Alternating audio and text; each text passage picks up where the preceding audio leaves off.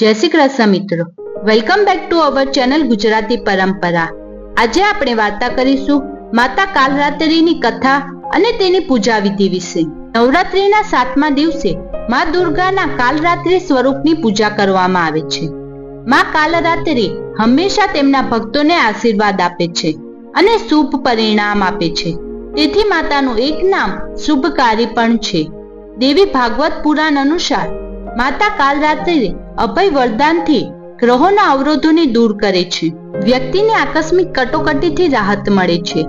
દુર્ગાજીનું 7મું સ્વરૂપ માતા કાલરાત્રિ છે. તેમનો રંગ કાળો હોવાને લીધે તેઓ કાલરાત્રિ તરીકે પામ્યા છે. અસુરોના રાજા રક્તબીજનો વધ કરવા માટે દેવી દુર્ગાએ પોતાના તેજમાંથી માતા કાલરાત્રિને ઉત્પન્ન કર્યા છે. તેમની પૂજા શુભ ફળદાયી હોવાને લીધે તેમને શુભકારી પણ કહેવાય છે. માન્યતા છે કે માતા કાલરાત્રિની પૂજા કરવાથી મનુષ્ય સમસ્ત સિદ્ધિઓ પ્રાપ્ત કરી લે છે. માતા કાલરાત્રિ પરાશક્તિઓની સાધના કરનાર જાતકોની વચ્ચે ખૂબ જ પ્રખ્યાત છે. માતાની ભક્તિથી દુષ્ટો નાશ થઈ જાય છે અને ગ્રહ બાધાઓ દૂર થઈ જાય છે. માતાનું આ સ્વરૂપ રિદ્ધિ સિદ્ધિ પ્રદાન કરે છે. માં કાલરાત્રિનું વાહન ગર્ભ એટલે કે ગધેડો છે, જે તમામ પ્રાણીઓથી સૌથી સખત મહેનતુ અને નિર્ભય છે. માતાના આ વાહન પર તે દુનિયા ફરે છે. દેવીનું આ સ્વરૂપ બધી રિદ્ધિ સિદ્ધિઓને પ્રદાન કરે છે. માતા તેના ભક્તોને આ સ્વરૂપથી કાળથી બચાવે છે. એટલે કે જે ભક્ત માતાનો આ સ્વરૂપની પૂજા કરે છે તે અકાળ મૃત્યુ પામતો નથી. અસુરોનો વધ કરવા માટે માતા દુર્ગા કાલરાત્રિ બન્યા. કાલરાત્રિનું શરીર રાતના અંધારા જેટલું કાળું હોય છે. તેમના વાળ વિખરાયેલા છે અને તેમના ગળામાં વિદ્યુતની માળા છે.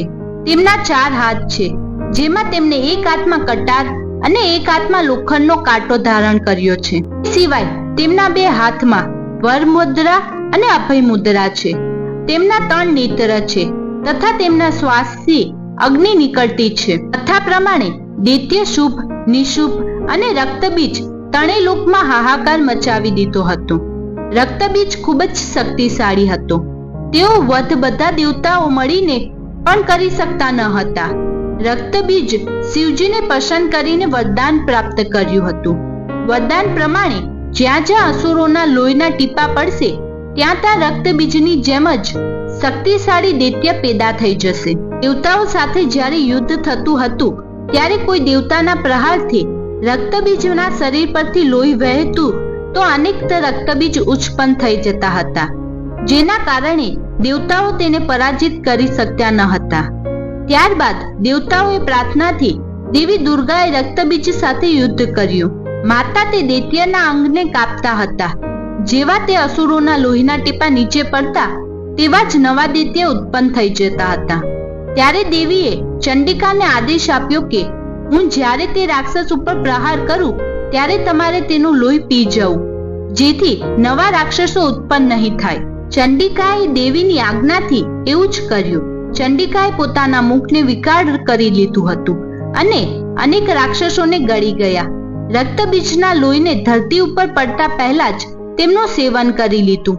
આ રીતે દેવી દુર્ગાએ રક્તબીજનો સંહાર કર્યો હતો. માતાને ગોળનો ભોગ પ્રિય છે. સપ્તતિથિના દિવસે ભગવતીની પૂજામાં ગોળનું નૈવેદ્ય અર્પણ કરીને બ્રાહ્મણને આપવું જોઈએ. એમ કરવાથી પુરુષ શોક મુક્ત થઈ જાય છે. તો મિત્રો, આ હતી માતા કાલરાત્રિની કથા. વિડીયો ગમ્યો હોય તો લાઈક કરો, તમારા મિત્રો સાથે શેર કરો અને સબસ્ક્રાઇબ કરવાનું ભૂલશો નહીં. વિડીયો જોવા બદલ તમારો ખૂબ ખૂબ આભાર.